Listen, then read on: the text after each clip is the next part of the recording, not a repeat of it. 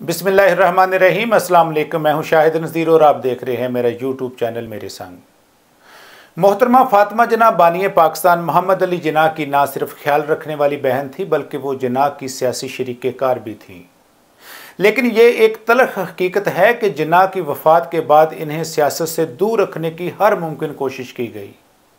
2 जनवरी 1965 को इंतखाबात हुए। तमाम सियासतदानों को इस बात का यकीन था कि मोहतरमा कामयाब होंगी, लेकिन इलेक्शन कमीशन के मुताबिक सदर अयूब कामयाब करार दिए गए।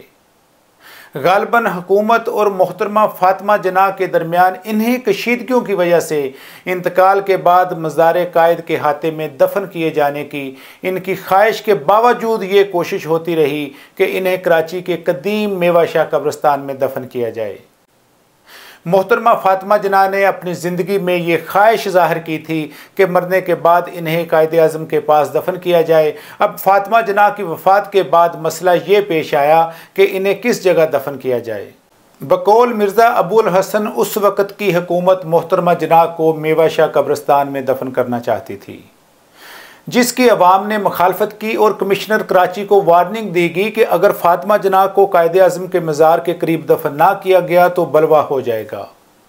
ये फैसला तो हो गया कि फातिमा जिन्ना को मज़ार कायद के हाथे में दफन किया जाए, लेकिन इसके बावजूद इनकी तदफीन के मौका पर बलवा हुआ।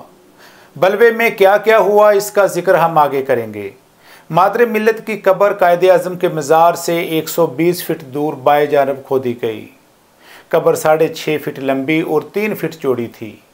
ज़मीन पथरीली थी, इसलिए गोरकनों को कब्र खोदने में पूरे 12 घंटे लगे, बल्कि बाज़ दफ़ा तो इन्हें बिजली से चलने वाले औजारों से ज़मीन खोदनी पड़ती।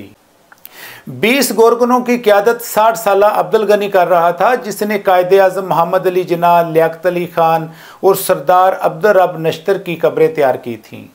फातिमा जिन्ना की पहली नमाज जनाजा कसरे फातिमा में 8:30 बजे मौलाना इब्ने हसन चारजोई ने पढ़ाई और फिर जब उनकी मैयत 8:45 बजे कसरे फातिमा से उठाई गई तो लाखों आंखें अश्कबार हो गईं।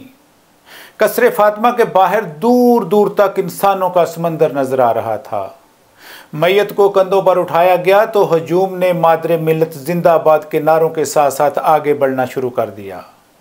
जनाजे के साथ साथ सदर अयूब के नुमाइंदे, वज़ीर खुराक, बहरिया के commander in chief admiral M Hasan, दोनों सूबों के गवर्नर्स, कराची के कमिश्नर, DIG कराची, कौमी और सूबाई असम्बलियों के अरकान और तमाम सियासी जमातों के रहनुमा सर झुकाए आहिस्ता आहिस्ता आगे बढ़ रहे थे।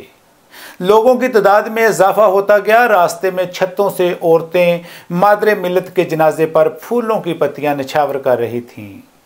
जुलूस 10 बजे पोलो ग्राउंड पहुंच गया। दूसरी नमाज जनाजा मुफ्ती मोहम्मद शफी ने पढ़ाई। एक अंदाजे के मुताबिक हजूम की तादाद 4 लाख तक पहुंच गई थी और पुलिस को जनाजे के लिए रास्ता बनाना मुश्किल हो गया था। औरतों, बच्चों और मर्दों का एक सैलाब था जो कायद-ए-आज़म के मज़ार की जानब बढ़ रहा था। रास्ते में मैयत पर फूलों की पत्तियां निछावर की जाती रहीं। लोग कलमा तैयबा, कलमा शहादत और आयात कुरानी की तिलावत कर रहे थे। जनाजे का जुलूस जब मज़ार कायद के हाथे में दाखिल हुआ तो सबसे पहले वज़ीर ख़ारजा शरीफुद्दीन पीरज़ादा ने उसे कंधा दिया। उस वक़्त दोपहर के 12 बजे थे और लोगों की तादाद 6 लाख से तजावज़ कर चुकी थी, क्योंकि मादरे मिल्लत की मौत पर तमाम दुकानें, तलीमी अदारे और सरकारी दफातर बंद थे। अचानक कुछ लोगों ने जनाजे के करीब आने की कोशिश की। पुलिस के रोकने के बावजूद एक हंगामा बर्पा हो गया और पुलिस को लाठीचार्ज करना पड़ा। जवाबी कार्रवाई में पुलिस पर पथराव हुआ। पुलिस के कई सिपाही जख्मी हुए। एक पेट्रोल पंप को आग लगा दी गई। ये सब कुछ उस वक़्त हुआ जब मोहतरमा से अब्दी जुदाई के गम में हर शख्स सोगवार था। 12:35 पर KH खुर्शीद और मिर्ज़ा अबुल हसन ने लर्जते हाथों, कपकपाते होंठों और भीगी आंखों के साथ मोहतरमा के जस्ते खाकी को कब्र में उतारा। जो ही मैयत को लहद में उतारा गया, हजूम धाड़े मार मार कर रोने लगा। 12:55 पर कब्र हमवार कर दी गई। ये तो थी फातिमा जिन्ना की मौत और तदफीन की कहानी।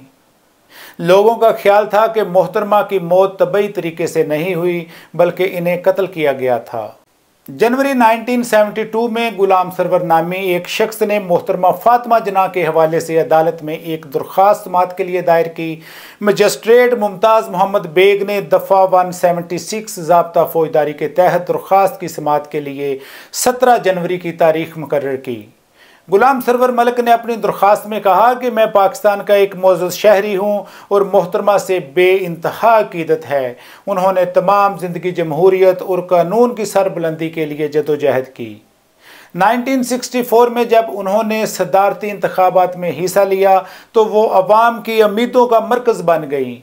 वो इस टोले की राह में जो हर सूरत इक़्तिदार से चिमटा रहना चाहता था, ज़बरदस्त रुकावट थी और ये टोला हर कीमत इनसे निजात हासिल करना चाहता था। 7 जुलाई 1964 को मोहतरमा फातिमा जना रात एक शादी में शरीक थी और वो बिल्कुल ठीक ठाक थीं, जबकि 9 जुलाई को अचानक ये ऐलान कर दिया गया कि वो इंतकाल कर गई हैं। उनकी तदफीन के वक्त अवाम को जनाजे के करीब नहीं जाने दिया गया, यहाँ तक कि उन्हें सुपुर्दे खाक करने तक उनके आखिरी दीदार की इजाज़त भी नहीं दी गई थी। इस दौरान जो आखिरी दीदार करना चाहते थे उन पर लाठी चार्ज किया गया और आंसू गैस फेंकी गई।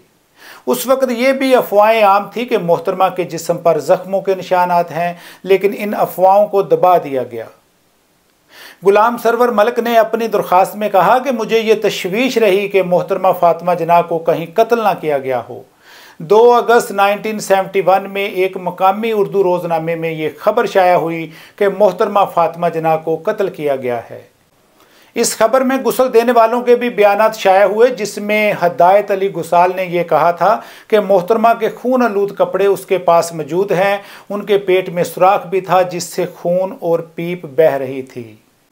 इसके अलावा इस मामले की दीगर गुसालों ने भी तस्दीक कर दी। गुलाम सरवर मलिक ने इस सिलसिले में अखबारात की कापियाँ भी सबूत के तौर पर अदालत में पेश कर दी और अदालत से दरख्वास्त की कि वो अपने खुसूसी इख्तियारात को बरूए कार लाते हुए मज़कूरा बाला हक़ाइक़ की रोशनी में अदालती तहकीकात करे। इनके जनाजे और तदफीन में होने वाली बदमज़गी एक बहुत बड़ा सवालिया निशान था। हमारा मकसद सिर्फ इन हक़ाइक़ को सामने लाना था जिनसे आज के नौजवान बड़ी तादाद में लाइल्म हैं। हाँ, एक और सवालिया निशान ये है कि जिन तहकीकात के वादे किए गए थे वो वादे क्या हैं, क्या वो पूरे किए गए थे। नाज़रीन, अगर आपको मेरी वीडियो अच्छी लगे तो मेरे चैनल को सब्सक्राइब करें, लाइक करें और कमेंट करें। नेक्स्ट वीडियो तक अल्लाह हाफिज़।